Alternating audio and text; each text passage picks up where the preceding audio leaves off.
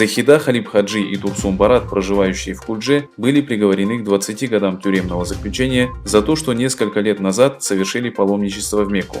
Говоря о своих родителях, Шамсия Турсун сделала следующее заявление. «Мой отец работал в Народном управлении города Кульджа, а мать была сотрудником больницы «Дружба». Оба они пенсионеры. В 2012 году мои родители совершили паломничество. После хаджа они посетили Турцию, так как я и некоторые наши родственники живут здесь. Затем они вернулись на родину. Они посещали Турцию еще 2 раза. Последний раз мои родители гостили у нас в 2016 году. До 2017 года мы общались по телефону и через интернет. Но в октябре 2017 наша связь оборвалась. Позже я узнала, что моих родителей приговорили к 20 годам тюремного заключения, несмотря на то, что они никогда не нарушали законов. Шамсия Турсун также сообщила, что вопреки пенсионному возрасту, ее тетя Хамида Халиб-Хаджи, которая являлась учителем средней школы номер 2 города Кульджа и не нуждалась в повторном обучении, была отправлена в концлагерь, который китайские власти называют школой переподготовки. Отметив, что Китай наказывает невинных людей по сфабрикованным делам, женщина обратилась к международному сообществу следующими словами. «Мир молчал, когда наш народ отправляли в концлагеря. Теперь же Китай наказывает планету посредством вируса. Боюсь, что если вы продолжите молчать, то Китай совершит с вами то же, что он делает с нашим народом».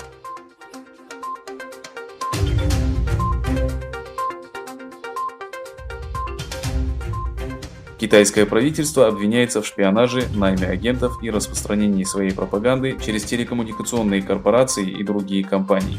В деле, которое было собрано при помощи бывшего разведчика Ми-6, корпорация Huawei обвиняется в попытке манипуляций для поддержки китайских политиков, имеющих интересы в Великобритании.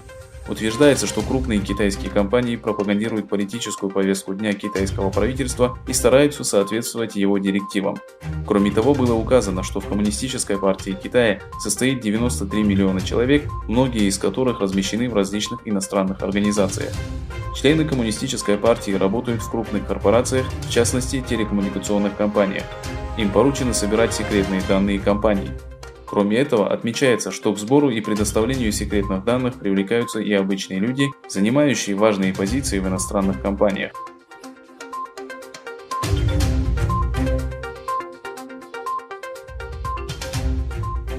В соответствии с новым законом, который привел к разногласиям, Китай открыл в Гонконге отделение национальной безопасности.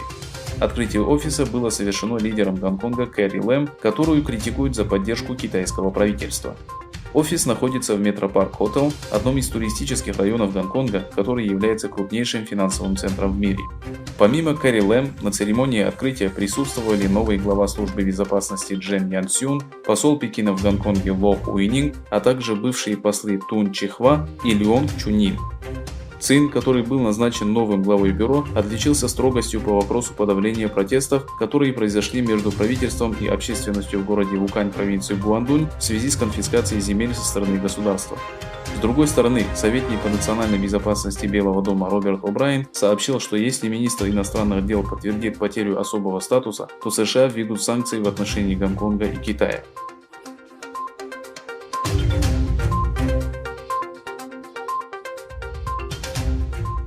Россия и Китай наложили вето на проект резолюции Совета Безопасности ООН, которая предусматривает продление механизма поставок гуманитарной помощи в Сирию.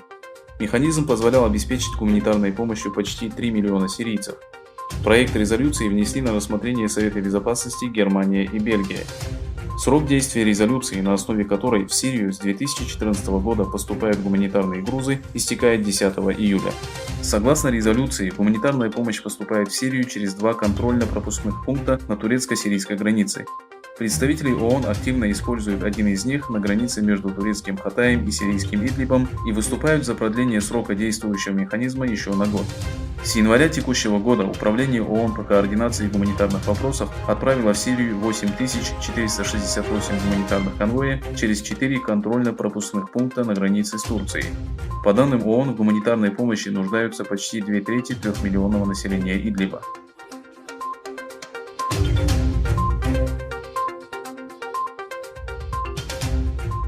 В провинции Гуйчжу на юго-западе Китая сошел с дороги и упал в озеро школьный автобус.